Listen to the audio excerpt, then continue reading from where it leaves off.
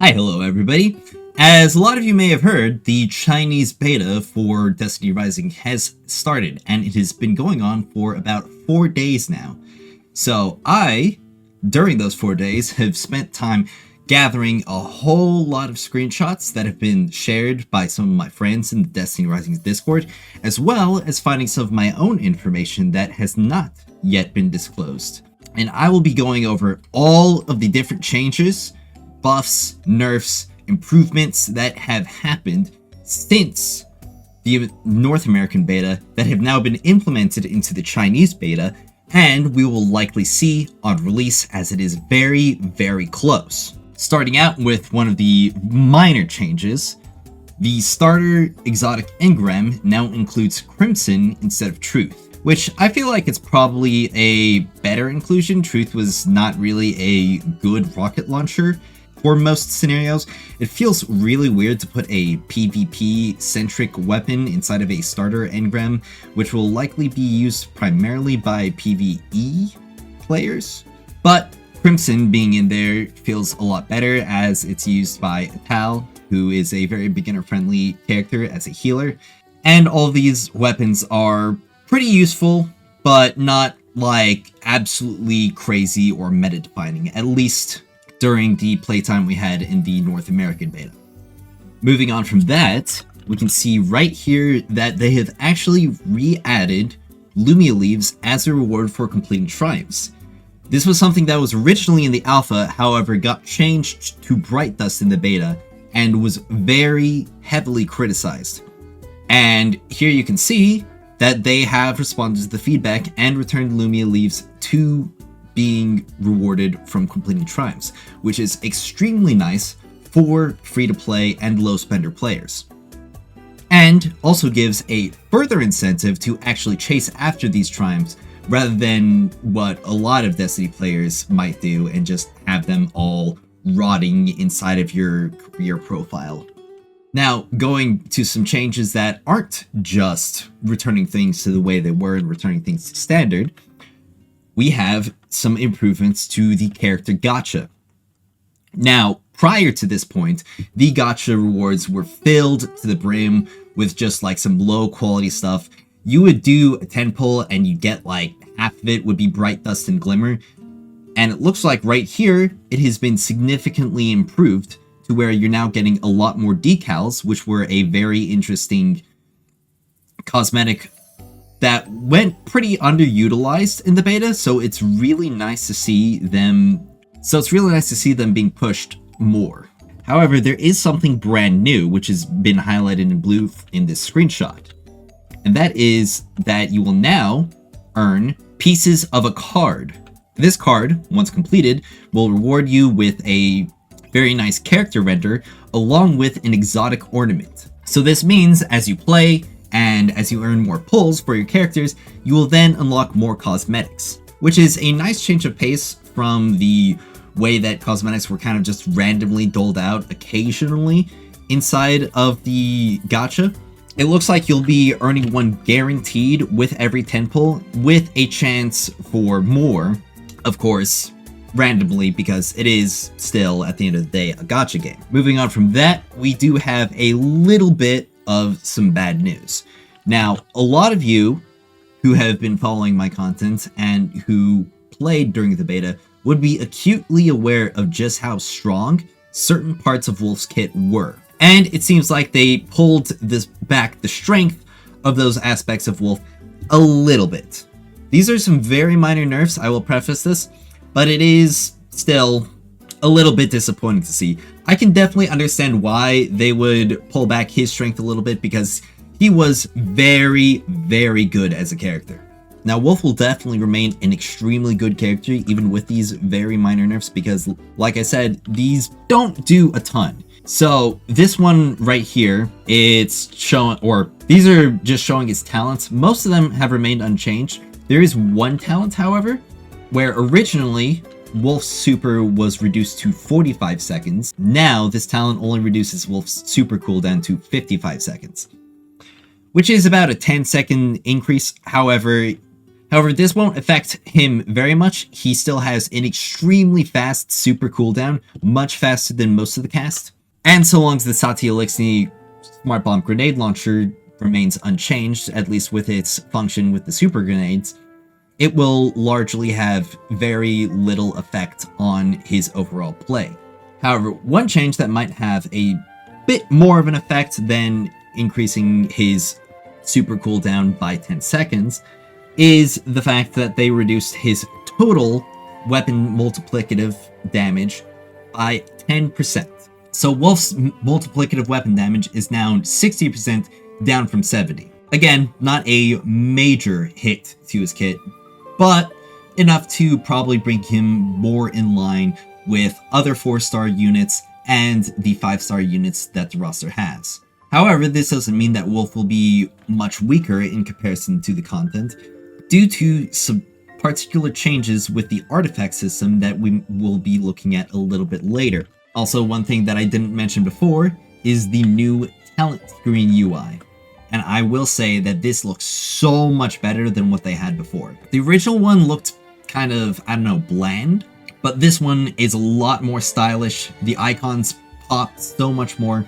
They have done wonders with this new UI. And you can also see that the Relic menu also has new UI, which looks significantly more Destiny than it originally did. This UI menu wasn't terrible before, but this is just so much better. And talking about talents and the character's relics, 4-star units now will require fewer copies in order to get their earlier talent nodes, but it will scale up a little bit more. The overall amount of copies to max out a 4-star's talent tree has been lowered, and you'll be able to get to those earlier talent nodes much sooner, meaning that all players will be able to get more power out of their 4-stars earlier, with the more impactful talents still requiring some more investment. However, one detail that hasn't been addressed yet with this is the complete removal of power gain from talents. Now, this was one thing that was rather contentious in the North American beta, because you would earn not a hugely significant amount of power, but any amount of power that you could gain would still put you at an advantage over another player, which just really wasn't necessary when the talents already increased the character's abilities as much as they did. So it is nice to see that the numerical power calculations are no longer affected by this, which should make the power leaderboards a lot more fair to all players, because if it required you to get max talents or to max out the numerical power level on characters, all of the leaderboards would just be filled with whales. And I'm sure most people would not like to see that. One other change that could be seen as a negative is that all units now need to use an Implacitor cluster in order to unlock their third talent. Now, I wonder if this is an overall reduction of the amount of Implacitor clusters that are needed across the entire kit in order to fully max it out, because there were some nodes that required a large sum of them, like the 5th level of Weapon Mastery requiring 8 Implacitor clusters, which would be about a third of the Implacitor clusters that you would need to max out a character's relic entirely. So I'm wondering if they reduce the amount from certain nodes like that, and maybe spread them out, or just added a fraction of the reduced amount to certain nodes like this to spread out leveling and character building a little bit more. Because prior to this, Implacitor clusters were only used for the final level of Weapon Mastery and the final 2 levels of your character's 3 main abilities. Not really anything monumental, but does bear mentioning as it is something that was changed between the North American beta and the Chinese beta. Now, this is a brand new event that was seen in the Chinese beta. It looks somewhat similar to an event that we had before in the North American beta. However, you can see here that you will obtain both Finala and Xuan Wei as free 4-star units from this event, which is really, really nice, because that means that you will be able to obtain every single 4-star character except for Atal without using a single pull in Destiny Rising, at least until Umeko comes out. And you can get Atal from a $1 pack, which does make her extremely accessible. Now, one thing that I'm sad to say does not seem to have been changed between the North American beta and the Chinese beta is perk power. As you can see here, you can see the Gallows exotic machine gun with a mythic perk, and the old Prefect shotgun hand cannon with an exotic perk. And the old Prefect has about 200 more power at the same weapon level as the Gallows machine gun. So it is a little bit sad to report that it does seem that perk power has not been entirely eradicated from the game. Hopefully this does get addressed before the launch, but it's not a significant enough of a problem to seriously impact the enjoyment of the game. Now, something that was a big problem before was the implementation of the artifact system. And that was probably one of my biggest criticisms from the North American beta. And within 3 months, because the beta ended early June, so from then until October, the developers of this game completely reworked the entire artifact system. Now, this is extremely beefy. It probably will require its own video that I will go into depth later, but as you can see, the new artifact menu looks entirely different from the old artifact menu. There's much fewer slots, and each slot actually has a unique style of artifact instead of the 2 set bonuses of offensive and defensive artifacts. It looks like you'll be able to choose certain types of each sort of category. They have reworked attributes as well. They have added brand new artifact effects, and it looks like right here, if we can zoom in a little bit, that right there is a locked slot. So you've got 4 normal artifacts, which provide various effects of different types, and 1 mystery lock slot. Now what I'm thinking is that the devs listened to the feedback that I gave about making the exotics their own exclusive slot.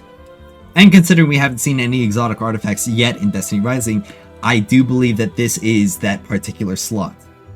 Now, I could be wrong. This is still speculation. I would really love to see it if they specifically responded to my kind of feedback. And they already did respond to other points of feedback that I gave, like the set bonuses being too many and being unsatisfying, and making the artifacts themselves much more like armor with more unique benefits. I will go into more detail into all of the changes to the artifact system in a future video, but you can see all of the different and exciting things that have been shown just right there. Now, something that is really, really exciting and will take a lot less time to explain than the artifact system is the reward system.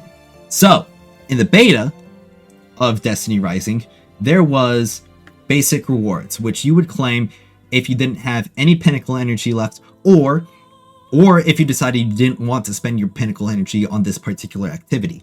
Now, this is what it looks like in the Chinese beta, which the reward menu looks very similar. However, with the machine translation from Google, we can see that with the reward preview, there is a particular line that is absent that was in the North American beta. Right here, you would see that you will only be able to claim, or right here you will see that the quantity of basic rewards will diminish each time you claim it. However, in the Chinese beta, that line is entirely absent, meaning that basic rewards will no longer decay, which is excellent to hear because prior to this point, basic rewards were just kind of like a crappier version of pinnacle rewards, where you would wait for your basic rewards to pile up, and then you would use them a little bit and have to do all of these activities in order to get the maximum efficiency out of your account. It was unnecessarily sweaty and really went against that kind of grinding playstyle that Destiny is known for. So instead, basic rewards will have a flat reduction of the pinnacle reward values, and it does seem like it's only going to be a reduction of about a third, with the omission of certain special rewards like mods, XP, and Bright Dust, which would make sense why they would want to keep certain rewards like that a little bit more limited. However, talking about reward claims, there does seem to be a wide-scale buff to a lot of drop rates, including the exotic drop rate in the raid. There were a sizable amount of complaints that people had regarding the ability to earn certain exotics from the raid, because certain exotics were particularly good on certain characters, and a character without an exotic feels significantly worse than a character with an exotic. So it's really nice to report that the enhanced exotic drop rate for the first 3 claims that you have on the raid has been increased by 50%, bringing it up from a 10% drop rate to a 15% drop rate in the new Chinese beta. So that means you'll be able to get all the different raid exotics significantly sooner and much more consistently. And talking about exotics, we can see one brand new exotic that was added to the Gauntlet loot pool. And that right there is the Heir Apparent. So it's really great to see that they are continuing to add more exotics as we are getting closer and closer to launch. And on the topic of weapons, we can see that the mod system has been given a decent rework. So prior to this point, you would enhance your weapon's perks by just simply leveling up the weapon to maximum, in a pretty similar way to how weapon enhancement in Destiny 2 worked. However, now it seems that each mod that you obtain will be able to increase the level of one of the 3 gun perk nodes, or maybe even multiple at the same time, which means that if you want to min-max a particular perk, it seems that you'll be able to equip mods in certain configurations that will be able to further enhance a perk's original capabilities, maybe even beyond what the original enhanced versions were. And this is really, really good for build crafting. It will add a lot more meaningful chase to these mods and the particular weapons that you'd want to equip them on. So this right here is another really positive change. And another thing that I would like to touch on is the fact that yes, there will be new story content coming to Destiny Rising, new missions and more. This is I guess, kind of spoiler, but we can see Sagira here in a story mission in Destiny Rising. And obviously, she was not there in the North American beta. She's here now, which means that we will almost definitely see Osiris in the future of Destiny Rising. But in the short term, it is nice to know that we will be seeing more new content on launch, just like how we saw new content that was not in the alpha that was added in the beta. Moving on from that, we actually have some information that I discovered today while scrolling through Bilibili. This right here is the new Tree of Light's Blessing. Originally, this was a normal gacha subscription where you would purchase it and it would give you a instant bonus of some currency and would then give you a daily amount for the next month. In the beta, it would give you this amount of rewards instantly and would give you 90 Lumia leaves with a random small bonus each day, usually averaging about to like maybe an extra 5 or 10, if that. However, instead, it will now give 1,500 black market coins. At minimum, it looks like, because there's that little plus at the end there. And as many of you may remember, I weighed a heavy amount of criticism on the black market and its particular implementation. Now, what this means is that you will now be able to get a lot more black market coins as a low spender, which is a very, very easy thing to do. Again, if you tally it all up, being a low spender in Destiny Rising will cost less money than it would be to buy every single expansion for the year in Destiny 2. The only difference is that you can stop paying at any time you want, and you don't have to pay the $100 upfront like you would with Bungie. Meaning that if you get to a point where you are maybe not particularly interested in the game, you can stop paying and you can come back when you feel like it. And you can also only buy what you want and what you feel like is worth it. So, with the addition of black market coins in this monthly subscription, we can extrapolate 2 things from it. You'll probably see more black market coins in other sources. Perhaps we may even see them in the Battle Pass, which would be a really nice addition. However, This could also mean that they have removed the ability to purchase black market coins directly, which would fix the primary issue with the black market, and pretty much just turn it into some kind of like endgame resource exchange. And some of you may be thinking, well, if you just remove the ability to purchase black market coins directly but put it in a paid pack, is that really any better? And I'd say that it basically just puts this on the same tier as the Battle Pass. And if you play, and the Battle Pass is already in Destiny 2, you already have to pay for a reward track. That would give you a significant advantage over people who don't pay. So I don't really see this as any different or really anything to complain about. I am happy about this because I am a low spender myself. So being able to obtain more black market coins is a very, very nice plus. As you can see here, this is just the machine translated version. Now, something that seems to remain relatively unchanged is the Journey Bundles and the Heroes Vault. I was pretty sour on this initially. I don't really care as much anymore. It's a one-time purchase. If you really, really want the rewards, you can go for it. It will pretty much just give you about a 10 pull and a week's worth of endgame materials. In the early game, it will put you ahead a bit more, but it's not anything that would make a significant difference as more and more time progresses in Destiny Rising. However, I did collect this screenshot because there were a couple of resource icons that are new. Now, this one over here appears to be one of the new artifact leveling materials, which will be for raising your artifact's gear level from like 30 to 40, 40 to 50, similar to how you would with a weapon. However, there is one thing that you can see right here, which I'm not entirely sure what it is. It looks somewhat similar to the exotic chips, or the exotic catalyst chips. I forget the exact name of what they were, but basically they were a resource that you would be able to spend to unlock the catalyst of any exotic. So this could be similar to that, where it could just be a single token to unlock an exotic catalyst. And right over here, we can see the Founders Bundle, which includes 1 month of Tree of Light's Blessing, 1 month, or 1 Battle Pass. And it does look like that it has been given a couple more rewards, like a weekly claim of the Overdrive. I forget what the name is, but basically it's a limited resource that allows you to ×2 claim on pinnacle rewards, and it costs twice the amount of energy, so it's basically just something to speed up playing activities if you really, really want.